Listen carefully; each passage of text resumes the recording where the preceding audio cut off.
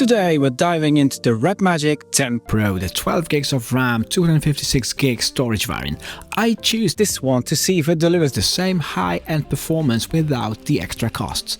While most reviews spotlight the pricier models, I wanted to find out if this budget-friendly option can still bring flagship-level value to the table. You're still getting the same Snapdragon 8 Elite chip, a massive 7000 mAh battery, and all the gaming chops of the top-tier version. I was torn between this and the Asus ROG 9, so I decided to grab both base models to see which one transitions better from gaming powerhouse to daily driver. And here's the real question I'm aiming to answer. Can the RedMagic 10 Pro be more than just a gaming phone? Can it handle day-to-day just as well as my Pixel 9, a phone I use daily for everything from work to streaming to photography? If you've been wondering the same thing, hit subscribe and let's dive in. Unboxing the 10 Pro feels premium, especially for a budget-friendly gaming phone. Inside the box you get a quick start guide, warranty card, a plastic case and the phone itself, wrapped in a sleek plastic sleeve. Also included is an 80-watt fast charger, though mine came with a European plug, so I'll need an adapter, and a signature red USB-C cable. First impressions, the phone feels substantial and premium. Measuring 163 by 76 mm and 8.9 mm of thickness, weighing 231 grams, it has solid presence in hand. The aluminium frame and flat edges add to its sleek design, complemented by almost bezel-less 95.3% screen-to-body ratio. However, the glossy back is a fingerprint magnet and quite slippery, making it prone to accidental drops. I found myself using the included case almost immediately for better grip and protection. The layout is practical: a game space switch, volume rockers, power button, shoulder triggers and a cooling vent on the right. On top there's a speaker, infrared blaster and yes, a headphone jack. The left side has another vent, while the bottom houses the USB-C port, microphone and speaker. The cooling vents and RGB lit fan are great for managing heat during gaming or charging, but they tend to collect dust and raise concerns about moisture, especially in humid climates. Even with an IP54 rating, it's hard to fully trust its durability. Gamers will appreciate the 540Hz shoulder triggers, but honestly, they feel more like a gimmick than a useful feature for daily use. I struggled to get them to work consistently and eventually gave up. They're not in the same league as the air triggers on Asus ROG phones, plus the single USB-C port limits charging while gaming, a notable omission compared to the Asus's dual-port ROG series.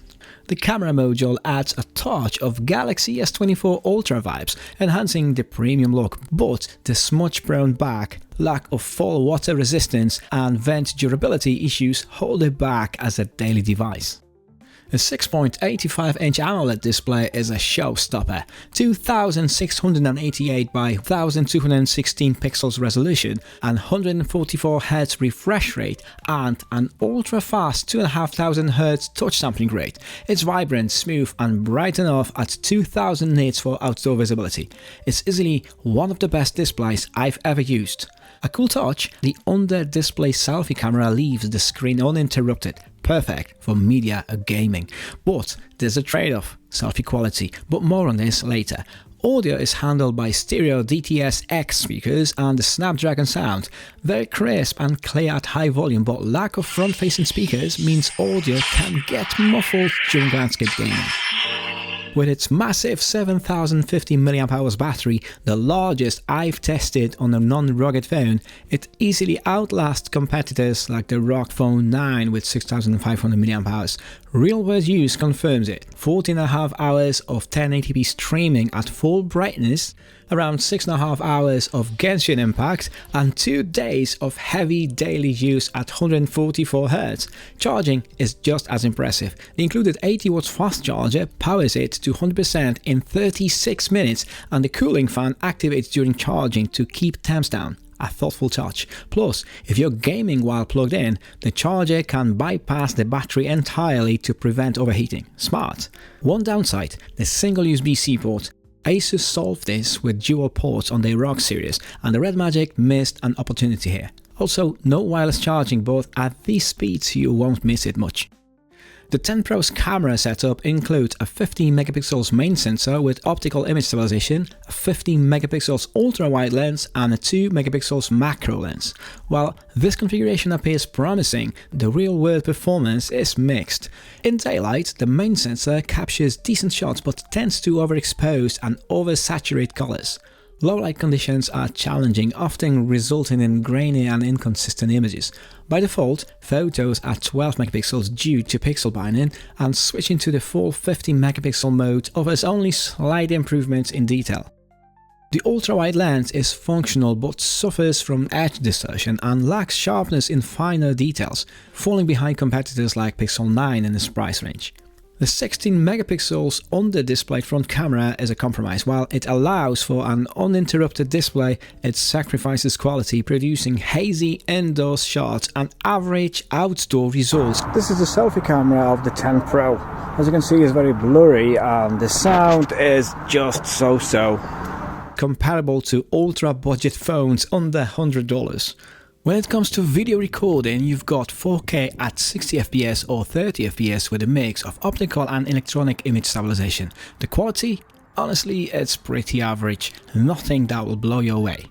There's also an 8K 30 FPS mode, but let's be real, it's mostly a gimmick. Stabilization struggles hard here, and you'll notice stutters pretty frequently. The results are below average, and I can't see anyone seriously using this for, say, creating content. It's more of a checkbox feature than anything practical. Now, compared to something like the ROG Phone 9, that's where it gets interesting. I'll leave the call up to you, you be the judge, but I also put it up against the Google Pixel 9. Keep in mind, all my tests were done on one of those classic dull grey days. Tough lighting for any camera, and this is where the limitation of the 10 Pro really starts to show. The camera system feels like an afterthought, likely a trade-off to prioritize gaming performance. For photography enthusiasts, there are better options, even among gaming phones like the ROG Phone 9. While many buyers might not prioritize camera quality, it's a significant consideration for those seeking an all-around great phone. Now for the fun part. The combination of the Snapdragon 8 Elite, 12 gigs of RAM and 256 gigs of UFS 4.0 storage delivers fantastic benchmarks. Geekbench 6 in single core 3029, in multi-core 9361, outperforming the Pixel 9, iPhone 16 Pro and Galaxy S24 Ultra. In Antutu, just a hair behind the ROG Phone 9, but still faster than nearly everything else. In real-world use, multitasking is smooth and gaming is a dream. The GameSpace user interface enhances the experience, making pretty intuitive performance controls. Flipping the physical GameSpace switch allows for tweaking settings or mapping the customizable shoulder triggers. However, the RedMagic OS X built on Android 15 feels cluttered, with too many features crammed in, lacking the polish of the streamlined ROG user interface. Nubia software support is also disappointing, offering only one major Android update and 2 years of patches, a drawback for those considering this as a long-term daily driver. On the upside, it includes essentials like GPS, 5G and 3.5mm headphone jack, which is a rarity, and seamless NFC payments. There's also Mora, a virtual anime-style character in GameSpace. While more of a gimmick than a feature, some might actually enjoy it. Let's talk gaming, the heart of what the RedMagic 10 Pro is built for. In AMOLED 9, with max-out graphics locked at 60 FPS, the gameplay is buttery smooth. But here's the cool part, you can boost the display to 144Hz. Even though the game itself is capped at 60 FPS, the 144Hz refresh rate adds this layer of fluidity that makes the visuals pop, and the controls feel super responsive. It's like the phone is pulling out every trick to give you a premium gaming experience. Call of Duty Mobile. If you're chasing higher frame rates, dropping the graphics to low lets you unlock 120 FPS. Pair this with the 144Hz and it's an insanely responsive experience. For the maxed out settings, the responsiveness is still excellent, making it feel more like a high-end gaming rig than a smartphone. Genshin Impact, max settings. Now, again, the game is capped at 60 FPS, but here's where the magic happens. The 10 Pro uses AI frame interpolation to make things smoother. It takes the 60 FPS output, predicts what the in-between frames should look like, and adds them in real time. And the result? super smooth visuals that feel closer to 144Hz, even though the game itself is still running at 60 FPS. The advanced cooling system really shines here. You'll hear the fan ramp up a bit, but it's not intrusive, just a gentle hum around 4 decibels that gets slightly louder on the heavy load. The phone gets a little warm to the touch, but nothing uncomfortable. And the Game Space user interface, this is where the 10 Pro's gaming DNA really shows. The Game Space is a hub for gamers, letting you cast games to a TV or pair peripherals like a keyboard and mouse for console-like setup. It's a nice touch for gamers who want flexibility. So, can this replace your daily driver? If gaming is your main focus, it's an absolute win. But as an all-rounder, it falls short. The 10 Pro is unapologetically a gaming-first phone, excelling with its stunning display, blazing fast performance and exceptional battery life. Its 6.85-inch AMOLED screen, vibrant and smooth, sets the standard for gaming and media. Coupled with stellar benchmarks and excellent cooling, it shines in its niche. However, its glossy, smudge-prone back, questionable vent durability and lack of full water resistance make it less practical for daily use. The single USB-C port and the absence of wireless charging further impact versatility.